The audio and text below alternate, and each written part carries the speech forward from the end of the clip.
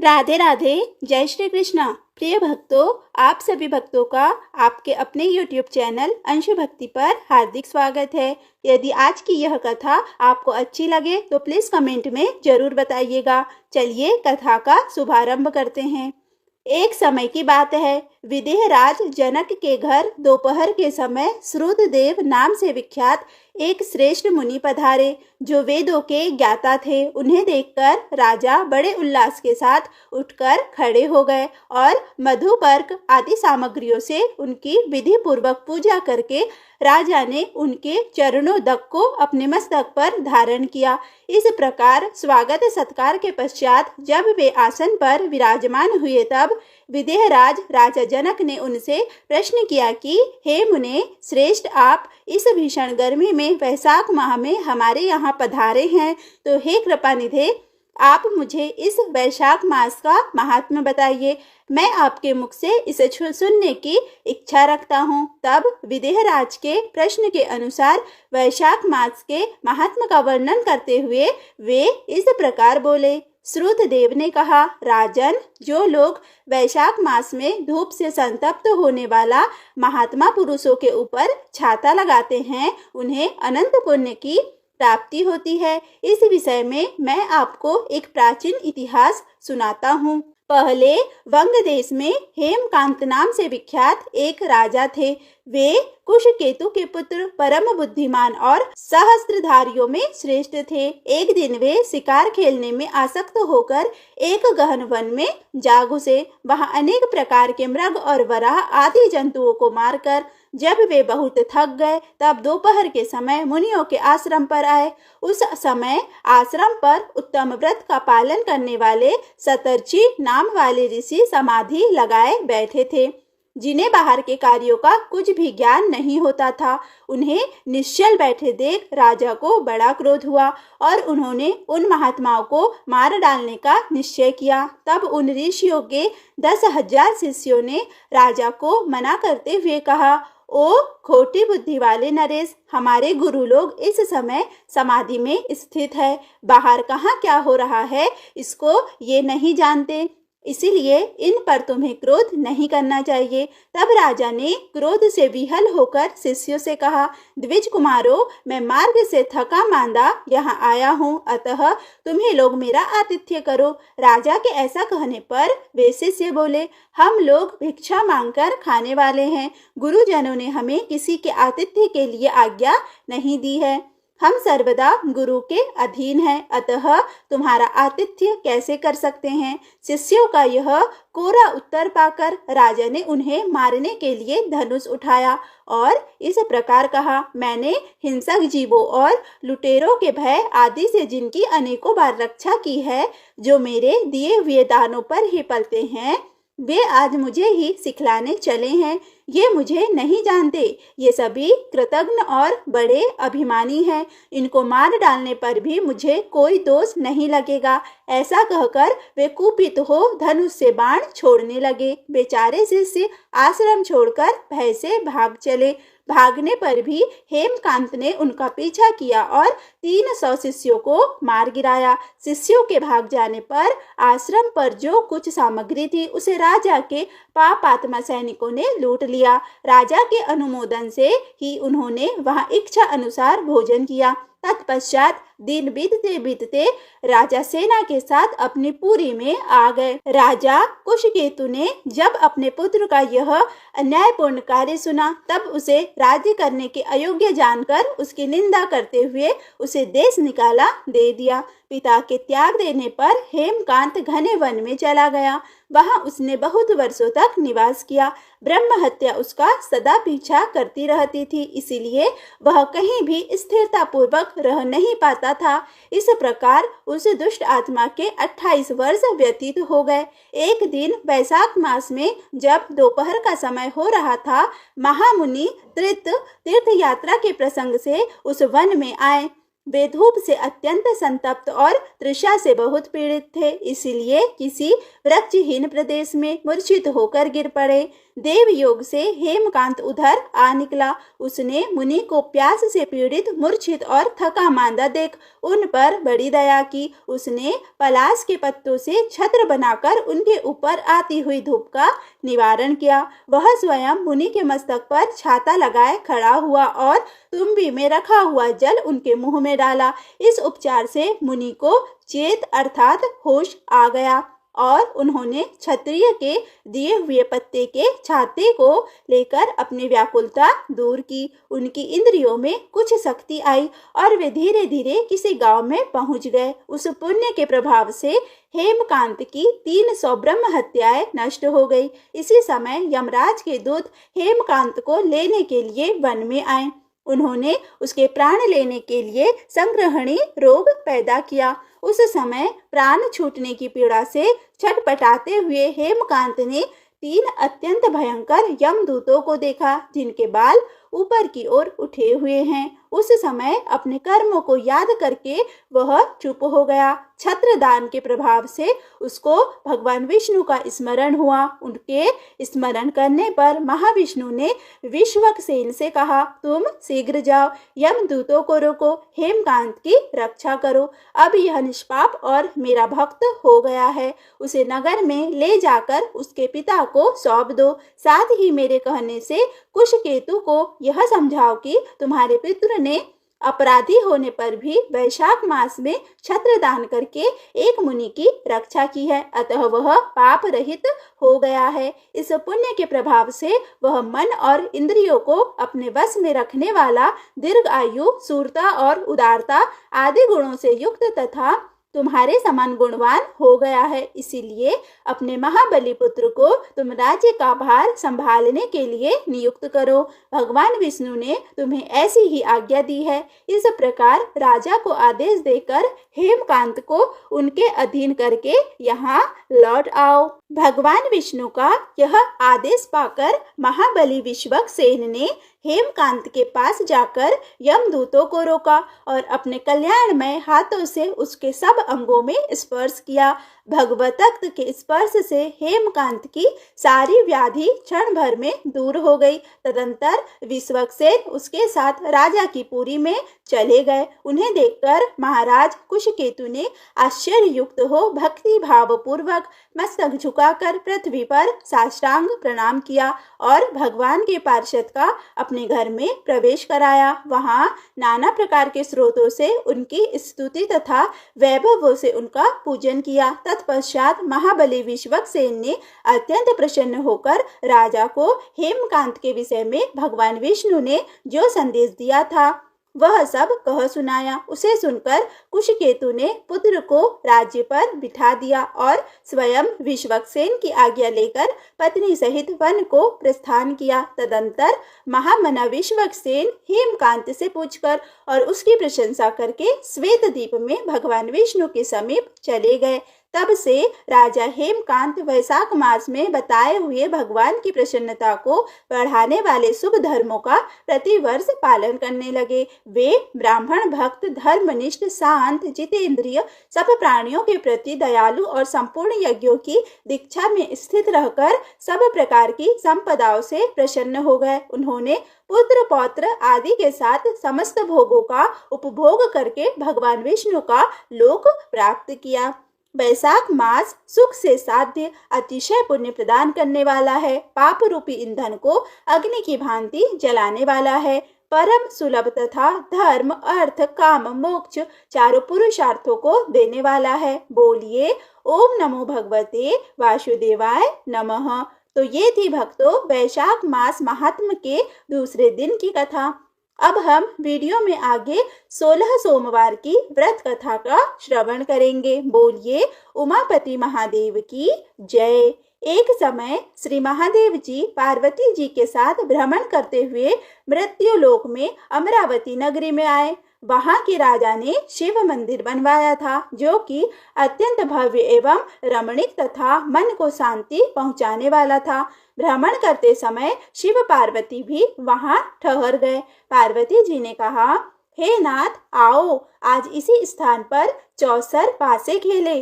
खेल प्रारंभ हुआ। शिव जी कहने लगे, मैं जीतूंगा। इस प्रकार उनके आपस में वार्तालाप होने लगी। उस समय पुजारी जी पूजा करने आए। पार्वती जी ने पूछा, पुजारी जी बताइए, जीत किसकी हुई? पुजारी जी बोला, इस खेल में महादेव जी के समान कोई दूसरा पारंगत नहीं हो सकता, इसलिए महादेव जी ही यह बाजी जीतेंगे। परंतु उल्टा हुआ, जीत पार्वती जी की हुई। अतः पार्वती जी ने पुजारी को कोढ़ी होने का श्राप दे दिया कि तूने मिथ्या भाषण किया है। अब तो पुजारी कोढ़ी हो गया। शिव पार्वती जी दोनों वापिस चले गए। कुछ समय पश्चात अप्सराएं पूजा करने आई। अप्सराओं ने पुजारी के उसके कोढ़ी होने का कारण पूछा। पुजारी ने सब बातें बता दी। अप्सराएं कहने लगी, पुजारी जी आप 16 सोमवार का व्रत करें तो शिव जी अवश्य प्रसन्न होकर आपका संकट दूर करेंगे। पुजारी जी ने अप्सराओं से व्रत की विधि पूछी। अप्सराओं ने व्रत करने और व्रत के उद्यापन करने की संपूर्ण विधि बता दी। पुजारी ने विधि पूर्वक श्रद्धा भाव से व्रत किया और अंत में व्रत का उद्यापन भी किया। व्रत के प्रभाव से पुजारी जी रोग मुक्त हो गए। कुछ दिनों बाद शंकर पार्वती जी पुनः उस मंदिर में आए तो पुजारी जी को रोग मुक्त देखकर पार्वती जी ने पूछा, मेरे दिए हुए श्राप से मुक्ति पाने का तुमने कौन सा उपाय किया है? पुजारी जी ने कहा, हे माता, अप्सराओं द्वारा बताए गए 16 सोमवार के व्रत करने से मेरा यह कष्ट दूर हुआ है। पार्वती जी ने भी 16 सोमवार का व्रत किया, जिससे उनसे रूठे हुए कार्तिकेय जी अपनी माता से प्रसन्न होकर आज्ञाकारी हुए। कार्तिकेय जी ने पूछा, हे माता, क्या कारण है कि मेरा मन सदा आपके चरणों में लगा रहता है? पार्वती जी ने कहा, कार्तिकेय को 16 सोमवार के व्रत का महात्म और विधि बताई। तब कार्तिकेय जी ने भी इस व्रत को किया तो उनका बिछड़ा हुआ मित्र मिल गया। अब मित्र ने भी इस व्रत को अपने विवाह होने की इच्छा से किया। फलतः वह विदेश गया। वहां के राजा की कन्या का स्वयंवर था। राजा ने प्रण किया था कि हथिनी जिस व्यक्ति के गले में वरमाला डाल देगी उसी के साथ राजकुमारी का विवाह करूंगा। यह ब्राह्मण मित्र भी स्वयंवर देखने की इच्छा से वहां एक ओर जाकर बैठ गया। हथिनी ने इसी ब्राह्मण मित्र को माला पहनाई तो राजा ने बड़ी धूमधाम से अपनी राजकुमारी का विवाह उसके साथ कर दिया। तत्पश्चात दोनों सुखपूर्वक रहने लगे। एक दिन राजकन्या ने पूछा, हे नाथ, आपने कौन सा पुण्य किया जिससे हथिनी ने आपके गले में वरमाला पहनाई? ब्राह्मण पति ने कहा, मैंने कार्तिकेय जी द्वारा बताए अनुसार 16 सोमवार का व्रत पूर्ण विधि विधान सहित श्रद्धा भक्ति से किया, जिसके फल के कारण मुझे तुम्हारे जैसी सौभाग्यशाली पत्नी मिली। अब तो राजकन्या ने भी सत्य पुत्र प्राप्ति के लिए व्रत किया और सर्वगुण संपन्न पुत्र प्राप्त किया। बड़े होकर पुत्र ने भी राज्य प्राप्ति की कामना से 16 सोमवार का व्रत किया। राजा के देवलोक होने पर इसी ब्राह्मण कुमार को राजगद्दी मिली। फिर भी वह इस व्रत को करता रहा। एक दिन उसने अपनी पत्नी से पूजा सामग्री शिवालय ले चलने को कहा, परंतु उसने पूजा सामग्री अपनी दासियों द्वारा भिजवा दी। जब राजा ने पूजन समाप्त किया तो आकाशवाणी हुई कि हे राजा, तुम इस पत्नी को त्याग दो, नहीं तो राजपाट से हाथ धोना पड़ेगा। प्रभु की आज्ञा मानकर उसने अपनी पत्नी को महल से निकाल दिया। तब वह अपने भाग्य को कोसती हुई एक बुढ़िया के पास गई और अपना दुखड़ा सुनाया तथा बुढ़िया को बताया, मैं पूजन सामग्री राजा के कहे अनुसार शिवालय में नहीं ले गई और राजा ने मुझे निकाल दिया। बुढ़िया ने कहा, तुझे मेरा काम करना पड़ेगा। उसने स्वीकार कर लिया। तब बुढ़िया ने सूत की गठरी उसके सिर पर रखी और बाजार भेज दिया। रास्ते में आंधी आई तो सिर पर रखी गठरी उड़ गई। बुढ़िया ने डांटकर उसे भगा दिया। अब रानी बुढ़िया के यहाँ से चलते चलते एक आश्रम में पहुंची। गुस्साई जी उसे देखते ही समझ गए कि यह उच्च घराने की अबला विपत्ति की मारी है। वे उसे धैर्य बांधते हुए बोले, बेटी तू मेरे आश्रम में रह, किसी प्रकार की चिंता मत कर। रानी आश्रम में रहने लगी, परंतु जिस वस्तु को वह हाथ लगाती वह वस्तु खराब हो जाती। यह देखकर गुस्साई जी ने पूछा, बेटी किस देव के अपराध से ऐसा होता है? रानी ने बताया कि मैंने अपने पति की आज्ञा का उल्लंघन किया और शिवालय में पूजन के लिए नहीं गई, इससे मुझे घोर कष्ट उठाने पड़ रहे हैं। गुस्साई जी ने शिव जी से उसके कुशल क्षेम के लिए प्रार्थना की और कहा, बेटी तुम 16 सोमवार का व्रत विधि के अनुसार करो। तब रानी ने विधि पूर्वक व्रत पूर्ण किया। व्रत के प्रभाव से राजा को रानी की याद आई और दूतों को उसकी खोज में भेजा। आश्रम में रानी को देख दूतों ने राजा को बताया। तब राजा ने वहां जाकर गुस्साई जी से कहा, महाराज यह मेरी पत्नी है, मैंने इसका परित्याग कर दिया था, कृपया इसे मेरे साथ जाने की आज्ञा दे। शिव जी की कृपा से प्रतिवर्ष 16 सोमवार का व्रत करते हुए वे आनंद से रहने लगे और अंत में शिवलोक को प्राप्त हुए। बोलिए उमापति महादेव की जय। श्री शिव चालीसा। श्री गणेश गिरिजा सुवन मंगल मूल सुजान, कहत अयोध्या दास तुम देहु अभय वरदान। जय गिरिजापति दीन दयाला, सदा करत संतन प्रतिपाला। भाल चंद्रमा सोहत नीके, कानन कुंडल नाग फनीके। गंग गौर सिर गंग बहाए, मुंड माल तन छार लगाए। वस्त्र खाल बागंबर सोए, छवि को देख नाग मुनि मोहे। मैना मातु की है दुलारी, बाम अंग सोहत छवि न्यारी। कर त्रिशूल सोहत छवि भारी, करत सदा शत्रुन क्षयकारी। नंदी गणेश शोहित कैसे, सागर मध्य कमल है जैसे। कार्तिक श्याम और गणराऊ, या छवि को कही जात न काऊ। देवन जब ही जाए पुकारा, तब ही दुख प्रभु आप निवारा। किया उपद्रव तारक भारी, देवन सब मिल तुम ही जुहारी। तुरत सदानन आप पठायु, लव निमिष महामारी गिरायु। आप जलंधर असुर संहारा, सुयस तुम्हार विदित संसारा। त्रिपुरासुर सन युद्ध मचाई, सभी कृपा कर दीन बचाई। किया तभी भागीरथ भारी, पूरा प्रतिज्ञा तसु पुरारी। दानिन मह तुम समको उनाही, सेवक स्तुति करत सदाही। वेद नाम महिमा तब गाई, अकत अनादि भेद नहीं पाई। प्रकट उदति मंथन में ज्वाला, जरे सुरासुर भय विहाला। कीन दया तह करी सहाई, नीलकंठ तब नाम कहाई। पूजन रामचंद्र जब कीन्हा, जीत के लंक विभीषण दीना। सहस कमल में हो रहे धारी, कीन परीक्षा तभी पुरारी। एक कमल प्रभु राखे उजोई, कमल नयन पूजन चह कोई। कठिन भक्त देखी प्रभु शंकर, भय प्रसन्न दिए इच्छित वर। जय जय जय अनंत अविनाशी, करत कृपा सबके घटवासी। दुष्ट सकल नित मोहि सतावे, भ्रमत रहे मुदि चैन न आवे। त्राहि त्राहि में नाथ पुकारो, यही अवसर मोहि आन उबारो। लै त्रिशूल शत्रुन को मारे, संकट से मोहि आन उबारो। मातु पिता भ्राता सब कोई, संकट में पूछत नहीं कोई। स्वामी एक है आस तुम्हारी, आए हरू अब संकट भारी। धन निर्धन को देत सदाई, जो कोई जाचे वो फल पाही। स्तुति के ही विधि करो तुम्हारी, क्षमो नाथ अब चूक हमारी। शंकर हो संकट के नाशन, मंगल कारण विघ्न विनाशन। योगी यति मुनि ध्यान लगावे, नारद शारद शीस नवामि। नमो नमो जय नमः शिवाय, सुर ब्रह्मादिक पार न पाए। जो यह पाठ कराए मन लाई, तापर होत है शंभु सहाय। ऋणिया जो कोई हो अधिकारी, पाठ करे सो पावन हारी। पुत्रहीन कर इच्छा को ई, निश्चय शिव प्रसाद ते ही होई। पंडित त्रयोदशी को आवे, ध्यान पूर्वक होम करावे। त्रयोदशी व्रत करे हमेशा, तन नहीं ताके रहे कलेशा। धूप दीप नैवेद्य चढ़ावे, शंकर सम्मुख पाठ सुनावे। जन्म जन्म के पाप नसावे, अंतवास शिवपुर में पावे। कहे अयोध्या आस तुम्हारी, जानी सकल दुख हरू हमारी।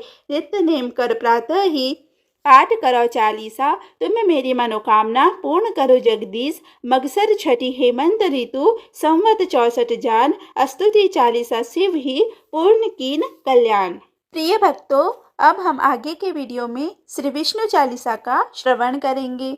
विष्णु सुनिए विनय, सेवक की चितलाए। कीरत कुछ वर्णन करूँ, दीजिए ज्ञान बताए।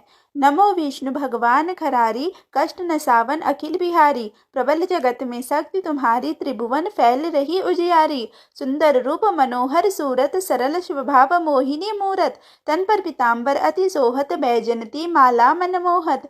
शंख चक्र कर गदा विराजे, देखत दैत्य असुर दल भाजे। सत्य धर्म मद लोभ न गाजे, काम क्रोध मद लोभ न छाजे। संत भक्त सज्जन मनरंजन, धनुज असुर दुष्टन दल गंजन। सुख उपजाए कष्ट सब भंजन, दोष मिटाए करत जन सज्जन। पाप काट भव सिंधु उतारन, कष्ट नाश कर भक्त उबारन। करत अनेक रूप प्रभु धारण, केवल आप भक्ति के कारण। धरण धेनु बन तुम ही पुकारा, तब तुम रूप राम का धारा। भार उतार असुर दल मारा, रावण आदिक को संहारा। आप वराह रूप बनाया, हिरण्याक्ष को मार गिराया। धर्म तस तन सिंधु बनाया, 14 रत्नन को निकलाया। अमिलक असुरन द्वंद्व मचाया, रूप मोहिनी आप दिखाया। देवन को अमृत पान कराया, असुरन को छवि से बहलाया।